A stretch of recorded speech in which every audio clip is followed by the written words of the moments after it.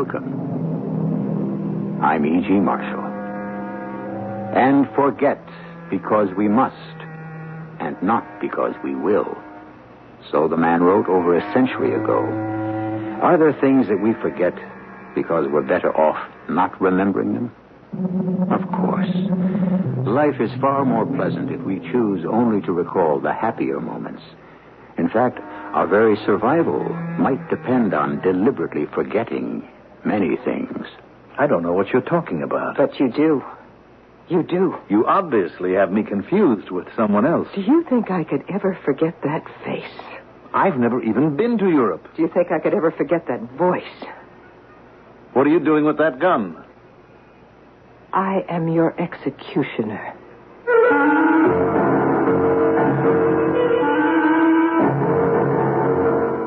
Our mystery drama, The Ghosts of Yesterday, was written especially for the Mystery Theater by Victoria Dann and stars Teri Keane. It is sponsored in part by Buick Motor Division. I'll be back shortly with Act One.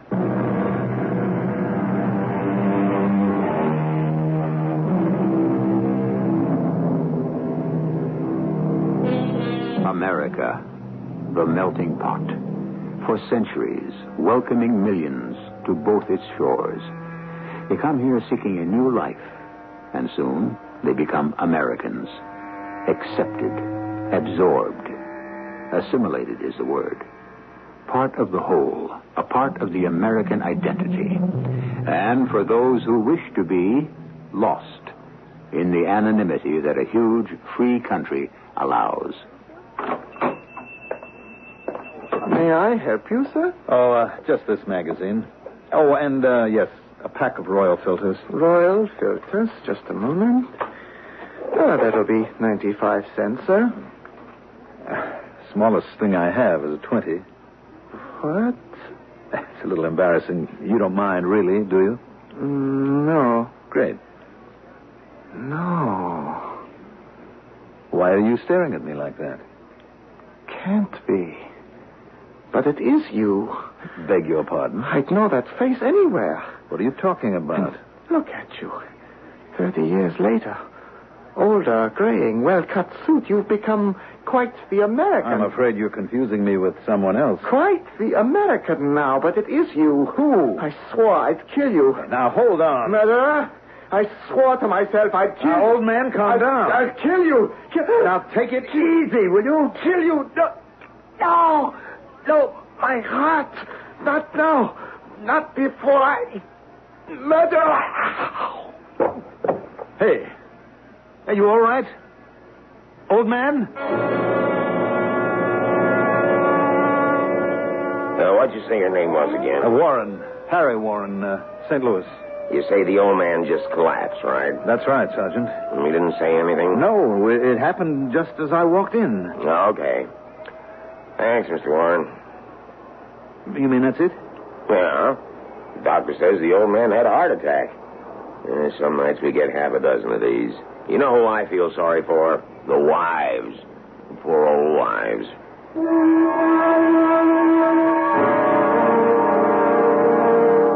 All right, sure. What? I don't know, Carolyn. It's up to the entire committee. Yes, I know, I agree. Look, can we discuss this later? Good. I'll see you at 1. Bye-bye. What was that all about, Marge? You know Carolyn. Meet me for lunch downtown? I already promised to be at the meeting, Steve. Marge, you spend too much time on that membership committee. You're the one who wanted me to be active in the club. I know. I'm just beginning to wonder. About what? Well, darling, don't take this the wrong way, but... Well, it seems to me the entire membership thing is getting a bit ridiculous. How can you say that? Well, take that couple. The doctor and his wife that the Petersons nominated last week. What was their name? Vanetti... Vinataro. Whatever. Why was their request for membership turned down? You know why, Steve. No, I don't. Steve, you know the club policy. I know 100% American, right? Why are you suddenly so concerned about my activities at the club? Well, it's just that in the past few months, I don't know how to put it. You've changed. What do you mean, changed? Now, forgive me for saying this, darling, but you've become a snob. Me? A snob? Okay, you can trace your ancestors back to the Mayflower, and my family goes back to the French and Indian War, and I'm proud of that fact. I know you are, too, but, well, don't you think... Steve? Yes, I know. I'm doing it again, aren't I? Mm-hmm. Fighting everybody else's battles but my own. Do you think I'm really a snob? Well, if you are, then you're the most beautiful one I know. That's no answer. I'm going to miss my train.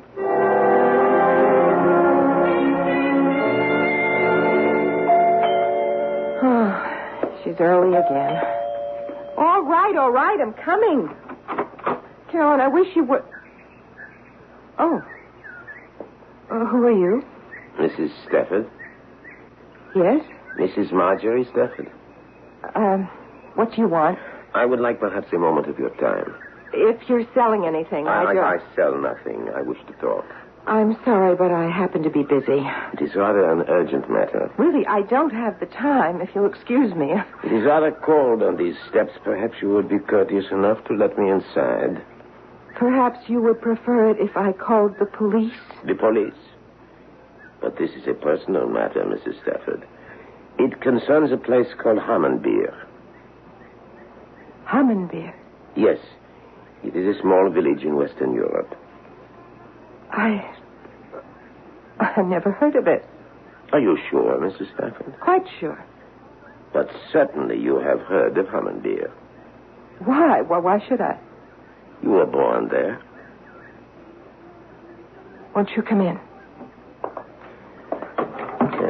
You have a lovely home, Mrs. Stafford. Would you come to the point? My name is Koslow. Valerius Koslow. What is it you want? Surely you know what I want. Money? Money? You think I am some sort of person who, what is the word, extorts money? No one knows where I really come from, Mr. Koslow, not even my husband, and I would like to keep it that way. Are you ashamed? I don't see where that's any of your affair. Mr. Koslow, please, what do you want from me? I am surprised you did not recognize my name. Should I? In my country, or should I say our country, I do enjoy quite a reputation. What for? You might say I am a kind of detective. I am retained by the government, although I would gladly work without fee. What do you do, Mr. Koslow? For example, it has taken me many years, but I have finally found you. Why? Why have you been looking for me? It has been over 30 years since the war. You remember the war, Mrs. Stafford? No. I was very young at the time. I would say 8, 9 years old. Yes. It was a most difficult and tragic time.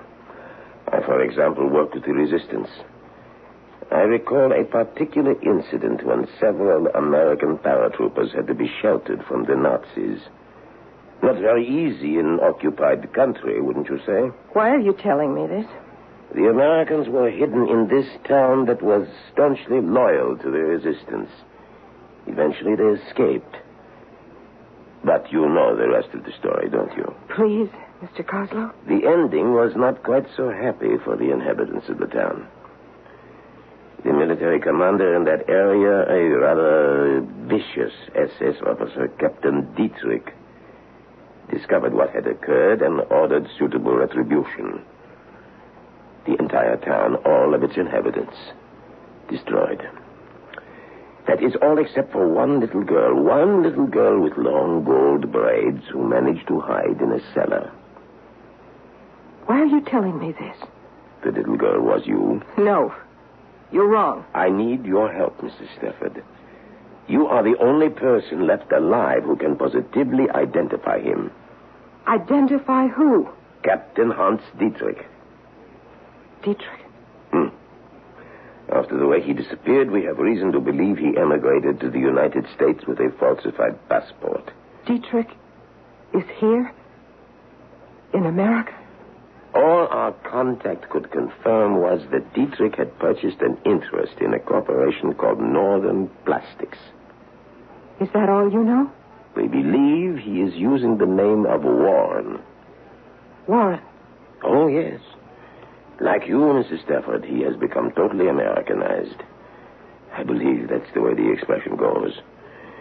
Now, what we need from you is a positive identification. You mean look at a picture? Not exactly. We want to extradite him for trial, but your testimony is crucial. You want me to testify in court? I realize the past is painful, Mrs. Stafford. No, but I won't do it. do you realize how important this is to us, to our country? Your country, Mr. Coslow. So, that is how it is. Mr. Coslow, you don't know how it is. What I was before I came here is nobody's business. If I were to testify, everybody would know. Is that so important to you? Yes. The past is past, Mr. Coslow. I live for the present. I am talking about justice, Mrs. Stafford. Justice. Please, I'd like you to leave. Very well. But I will be back when you have changed your mind. I won't change my mind. Please, I beg you. Think about what you are doing. We have nothing more to discuss. I see, I see. Let me just remind you of one thing. The past, I agree, is past. But don't let it fool you. It has mysterious ways of catching up with all of us. Not with me, Mr. Coslow. Not with me.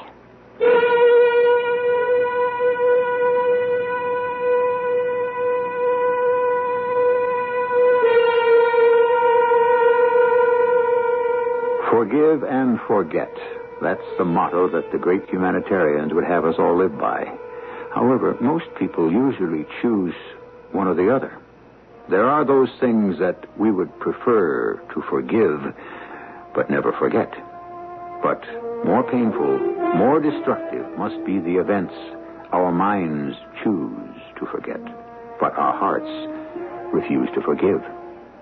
I'll be back shortly with Act 2.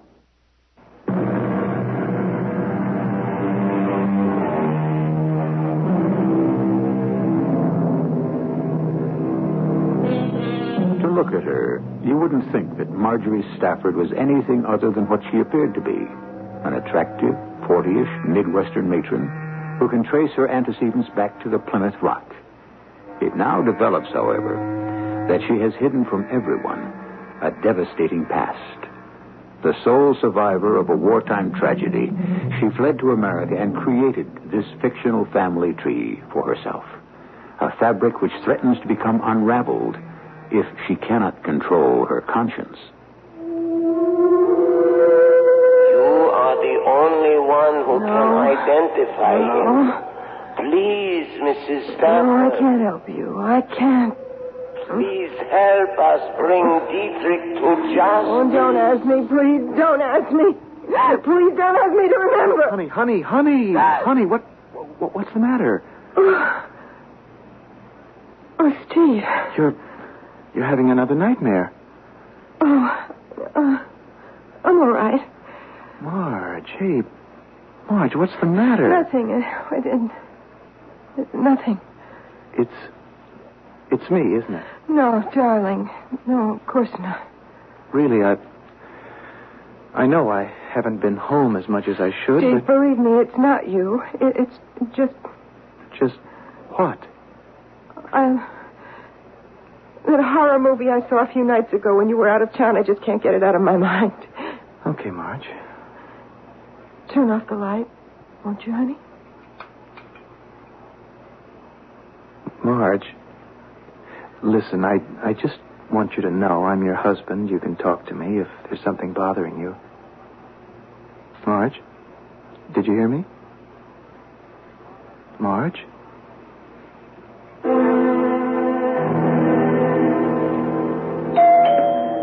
Just a minute. Oh. Yes, Mrs. Stafford. Please, Mr. Coslow, why have you come back? I already told you I won't be a witness for your government. I won't testify in public. You think I am hounding you, don't you? Understand me, Mr. Coslow. I appreciate what you feel, but I have a life here, a new life. I can't jeopardize it. I see. You think that to tell the truth about the past would make a lie of the present. Mr. Coslow, is that all you do with your time? Hunt down ghosts of yesterday? Someone has to remember. Why? There were people.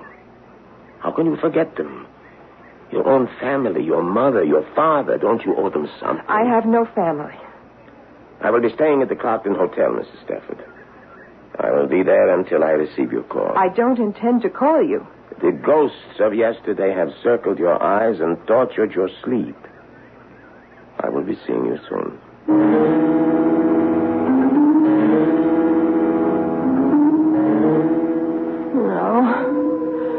No, I have no family. But you did have a family once. No. Yes. You had a family until Hans Dietrich destroyed it. No, I don't want to talk about it. You owe your family justice. Justice. Mama, I had to forget. Justice. Bring Dietrich to justice. Papa, you understand, don't you? I had to forget. No, they do not understand. You have forsaken them. I haven't. Mama, Papa, believe me. You owe them justice. Justice. Justice? No. No, don't make me remember. Don't. Marge, I want to talk to you. In a minute, honey. I don't want to burn the eggs. Look, I don't care about the eggs. I'm worried about you. It happened again last night, didn't it? What happened? You had another nightmare. Oh, Steve, are you going to start that again? Now, honey, it's nothing to be ashamed about. I think I know what you're going through. You do? It happened to me when I turned 40. It can be a very upsetting time for a person, I know. Oh, and that's what you think is... Well, am I wrong? Is it something else, Marge? No. No. You're absolutely right, darling. That's just what it is. Well, I'll tell you what we'll do. We'll go out to dinner tonight. What do you say? All right.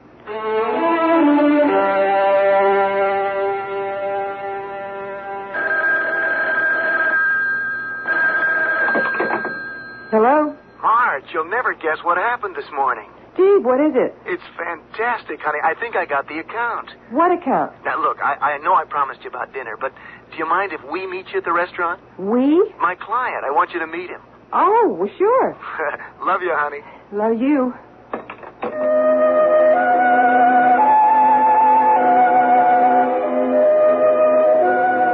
Over here, Marge. Honey, I want you to meet Harry Warren. Harry, this is my wife, Marge. Warren? Pleasure to meet you, Marge. Harry is Executive Vice President of Northern Plastics. Oh, Northern Plastics. Yeah, say, what about cocktails before we order dinner? Marge, your usual? I'm sorry, what? Vodka Collins, darling? Yes, that's fine. Harry? Oh, anything for me, Steve. Anything? Sure. Oh, I'll tell you what. What I really would like right now would be a nice tall glass of beer. Domestic or imported? Well, any is fine with me, Marge. Though there is really one that is supposed to be the best in the world. You can't get it in this part of the country. Oh? It's imported from the Rhine Valley. A stream with the clearest, purest water in the world. It's called... Hofstein? Yes. Well, isn't this delightful? I thought no one else ever heard of it. You people have. And then the girl said, but Mr. Warren, we canceled your reservation a week ago. Oh, that's great, Harry. Say, Marge, remember what happened the time we took the trip to Wisconsin? What? Oh, it was a tiny resort, and the innkeeper couldn't speak a word of English. Really? Can you believe it, Harry? Some people can live in this country for years and never learn the language. All this poor guy could speak was... German. Can you imagine? In the heart of America? It's hard to believe. Do you speak German, Mr. Warren? I mean, Harry? No, not a word, Marge. Why do you ask? It's just that you seemed like the type of person who Who what? who might. Isn't that silly? Clarkton Hotel? Yes, do you have a guest registered there by the name of Kozlow? Valerius Kozlow? Yes, please. Mr. Kozlow, I'd like to talk to you, not over the phone. Can we meet somewhere? All right.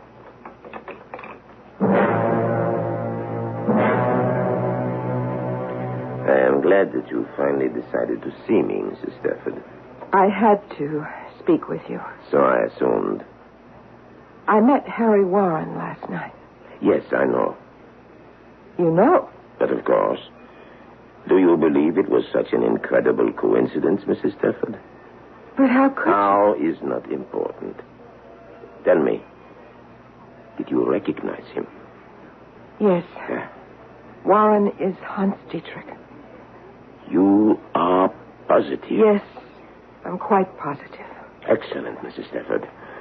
I must admit to you this is a satisfaction which I seldom experience in my line of endeavor.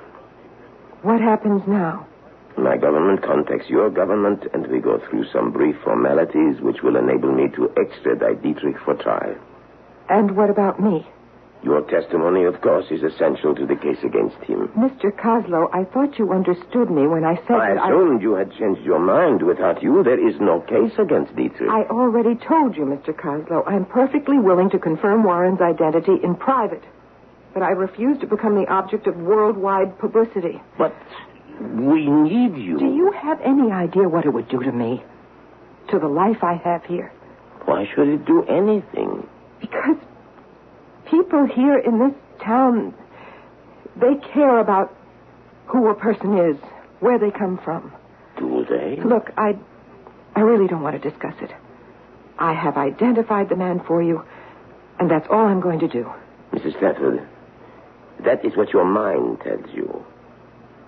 But what does your heart tell you? Oh, why did you have to come here? Why did you have to dig this thing up again? It was dead and buried. Was it? Of course. You never thought about it until a week ago when I rang your doorbell? You expect me to believe that, Mrs. Stafford? I don't want to talk about it anymore. I've got to be going. Mrs. Stafford. Maria. What did you call me? Maria? Or have you also buried your real name? I won't do it, Mr. Kozlow. I won't go back. One way or other, you will go back. No. But you will, Maria. Don't call me that. Don't you want to see Dietrich brought to justice? Yes, but certainly he can hang without me. Hang, did you say? Well, that's still the official method of execution in your country, isn't it? They do not have a death penalty any longer, Mrs. Stafford. What? Having survived the violence and barbarism of the last war, our people realize the senselessness of killing. Dietrich was a murderer. Murder must not be permitted to perpetuate itself. To demand an eye for an eye would place us on the same level as those who would destroy us. This is unbelievable. You're asking me to bare my soul to the entire world in return for what? Justice, Mrs. Stafford. Justice? A man cold-bloodedly sends hundreds of people to their death, and where's the justice? He will spend the rest of his days in prison. Prison? I've seen the new prisons, Mr. Kozlow. A nice, comfortable bed, hot meals, the latest books to read, perhaps a tennis court, too. Please. And that's what you call justice, huh? Well, I don't want to hear any more platitudes about what great humanitarians we've all become. You listen to me. There is nothing wrong with an eye for an eye, a tooth for a tooth. It's as old as the Bible. And if it's endured for thousands of years, there's a reason for it. There are other weapons against evil besides killing. Why did you have to bring that man into my life again? Why have you resurrected an old nightmare? There is only one way to end the nightmare. You're right. But not the way you think. No, Mrs. Stafford.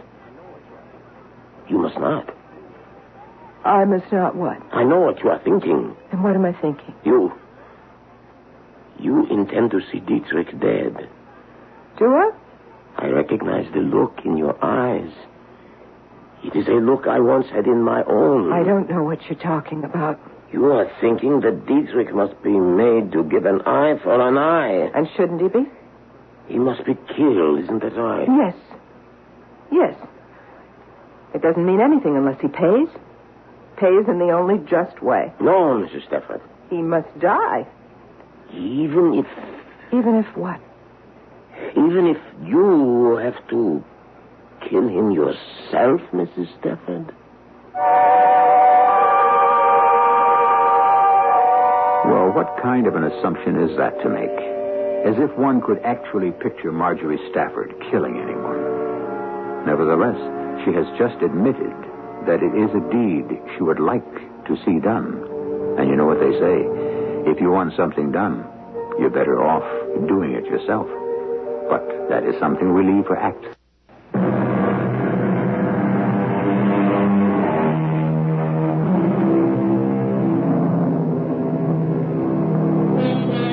What force is it that drives people to murder? Oh, there have always been those who kill for no logical reason at all. There always will be. But what of those seemingly gentle, good-natured souls who suddenly, with calmness, with calculated coolness, perform an act of violence? It's said that all of us are capable of such an act, for we all have a certain limit to which we can be pushed. A man can only be driven so far. A woman, too, for that matter. Mr. Kozlow, that's ridiculous. Is it? I hate Dietrich. I want to see him dead. But to even contemplate killing him myself, that's ridiculous. You will testify for the prosecution, then? No. I haven't changed my mind. I warn you, Mrs. Stafford. Some way or other, you are deciding on your own method of justice for Dietrich. I only hope you make the right choice. Mr. Kozlow. No. This time, I am the one who leaves first. There is nothing else for me to say now. Wait. You would not listen to anything I could say right now. Please, Mr. Kozlow. Goodbye, Maria.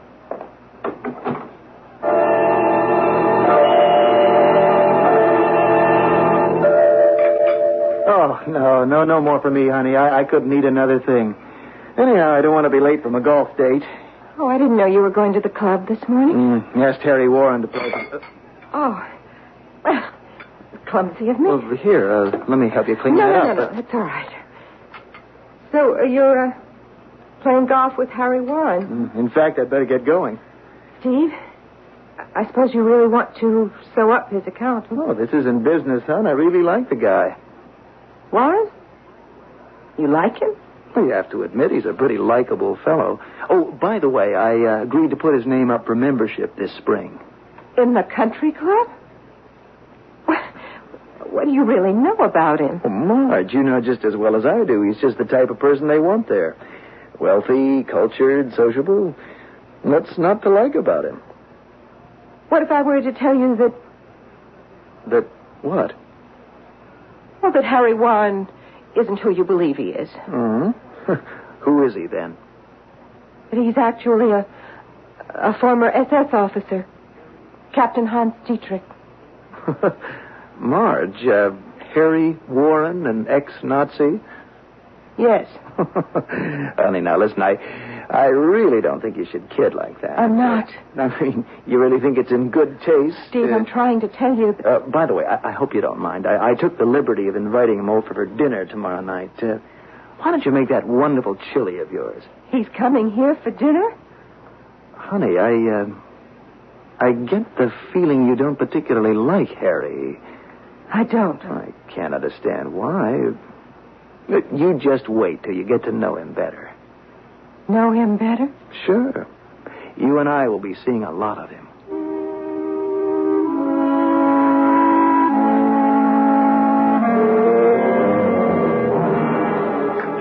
Well, thank you for this dinner, Marge. It was absolutely delicious. Isn't she a great cook? You are a lucky man, Steve. Well, actually, Harry, my husband is very easy to please at the kitchen table after 4 years of Army food. Anything beats those K rations. What did you do during the war, Harry? Oh, I was in the Army. Really? Were you overseas? Honey, I'm sure Harry doesn't want to talk about the war right now, do you, Harry? Actually, I do find it a bit depressing. I guess it's because at heart I'm really a peace-loving man. Marge, you were deliberately rude at dinner. Steve, come on. You're making a mountain out of a molehill. Harry was a guest in our house. I think you could have acted a little more graciously. Name one ungracious thing I said. No, it isn't anything you said. It was just the way you... Well, you were giving him looks this evening that could have given anyone frostbite. Really? Really? I can't tell you how embarrassed I am. I am sure that he didn't notice anything. Maybe not, but I did. Now, what have you got against the poor guy? Steve, could we just drop the whole thing? This just isn't like you, Marge. For goodness sake, what did Harry Warren ever do to you? Clarkton Hotel. I'd like to speak with Mr. Valerius Coslow, please. Thank you. Hello? When will he be back? What? Well, he couldn't have checked out. Are you sure he... I see. All right. Honey, who was on the phone? I was just talking to Carolyn. Steve, I've been thinking, let's go away, just the two of us. Oh, sounds great. We'll do it next weekend. Why not now? This weekend. I can't, honey. I've got to be in Denver for that audit. You're flying to Denver? You just came back? Well, what can I do? My hands are tied. Spangler Continental decides that this is the time to declare bankruptcy. Steve, take me with you. Well, to Denver? What on earth for? I just don't want to be here alone. Well, but I can't take you. I wouldn't have any time to see you when I'm out. Please? Well, honey, look, I know it hasn't been easy for you with me away so much, but I promise, when I get back, I'm going to take the entire week off. We can go anywhere you like. Now, how about it? But I... Wow, would you look at the time? I'm going to miss my plane.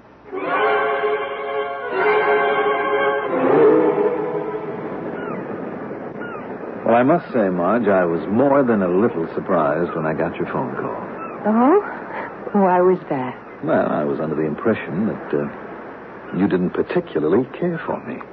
Well, Harry, I'm really sorry if I gave you that impression. Frankly, I'm confused. Why? Are you asking to see me with Steve out of town and all? Well, now what's so confusing about it? You are a very attractive man, Harry. Well, Marge... And I can tell you aren't exactly indifferent to me. It's just that I never thought... the way you act... Harry, let me tell you something. You have no idea what it's like being married to Steve. Now, he's a sweet person, and I'm quite fond of him. But, he's never home. Are you telling me that you... Well, yeah, plenty of times. What am I supposed to do? Sit home and darn stockings? I don't know what to say. Now, you thought I didn't like you. Don't you see, that's the way I always have to play it when Steve's around to set him off the trap. It's just that I can't believe that... you don't look like the type of woman... Are you saying that you didn't feel it, too? Feel what? What do they call it? Kind of vibration, chemistry? Of course I felt it. I felt it from the first time we met in that restaurant. What are you doing tomorrow night? I had no plans. Would you want to see me? Yes, I would. Where? It can't be anywhere in town. People would talk. Somewhere out of the way where nobody would recognize Marge, us. I know a place. It's the cabin of an old friend of mine. He's out of the country now, but he gave me the key. Oh? And believe me, it is so isolated, no one would ever see us. No one would ever suspect. Oh, good. I can follow you up there in my car. I still can't get over this. Harry, just one thing. Promise you won't mention this to anybody. Of course I won't. And, You sure it doesn't really bother you? Being Steve's friend and everything? Well, Steve is my friend, but you know what they say. All's fair in love and war. Yes, that is what they say.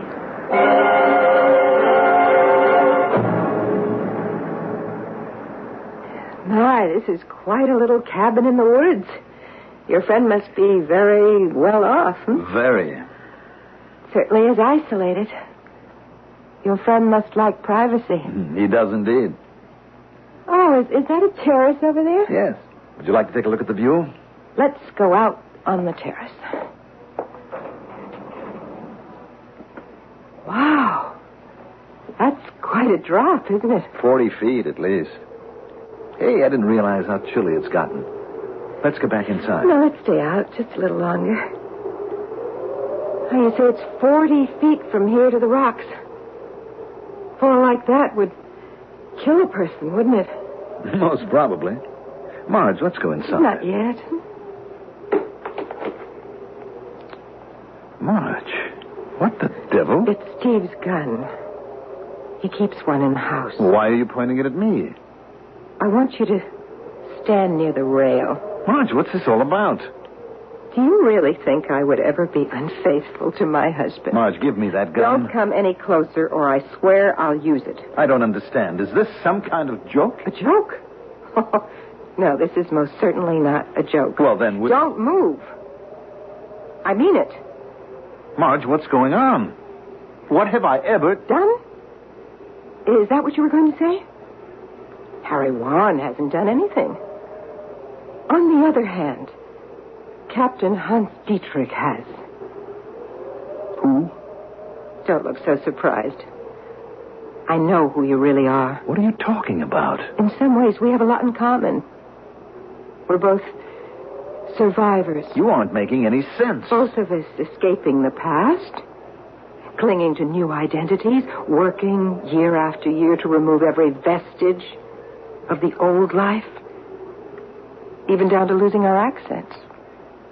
You are not an American? I spent my early childhood in a village called Hammenbeer. Hammenbeer? Surely you remember it. During the war, we were occupied by the Germans. I was little, only 8. But I can remember they were commanded by a very young officer. His eyes a cold gray. A man who never laughed. Never smiled. He was always posting pages of rules we were to follow. I think you've gone out of your mind. Let me finish. One day he was angry. I'd never seen any face so full of anger, rage. I was young. I didn't understand how things were. Something about helping soldiers, Americans. I was afraid of that face, the anger. So I hid in a doorway. I hid when the captain made everyone gather on the village square and made a long, hard speech about treason and how he must make an example of our town. Why are you telling me this? Because I want you to know the reason you are to die. You think I'm Dietrich? I know you are Dietrich. You're making a mistake. I've never even been to Belgium. How would you know that Hammenbeer was in Belgium? Now, look, Marge. You can lie to the rest of the world, but you can't lie to me, Dietrich.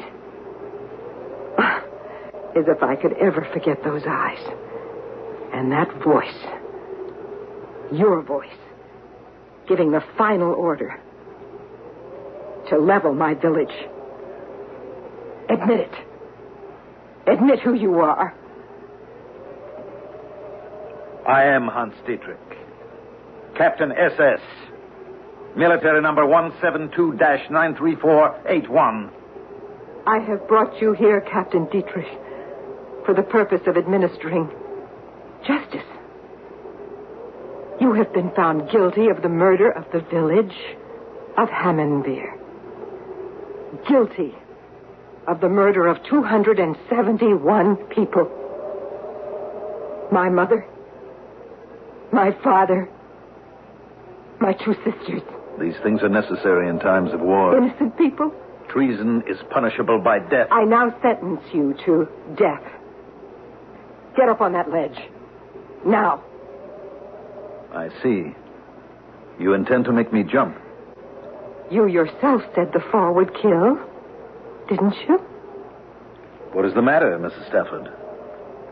Your face. You don't even look afraid. I am not afraid. Aren't you going to beg me for your life? No. It is almost a relief to no longer deny who I truly am. I am Hans Dietrich, and I am proud to join my friends, my fallen comrades. Go ahead, shoot. Shoot! I am not afraid to die like a soldier. There is no greater glory than to die like a soldier. What are you waiting for? Shoot! No. No, it's what you want me to do, isn't it? It's the easy way out for you. It's merciful, quick, almost glorious for you. No. No, this isn't justice. You are afraid. No. I'm not afraid. Not anymore. I'm taking you back. Back to my old country. Back to justice.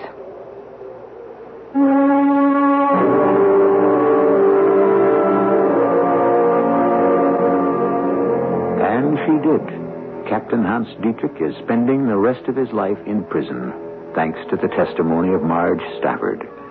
Of course, Marge and her husband found it necessary to quit the country club, but somehow they have discovered it doesn't really matter. One thing that does matter, however, is that you stay with us until I return with some final words.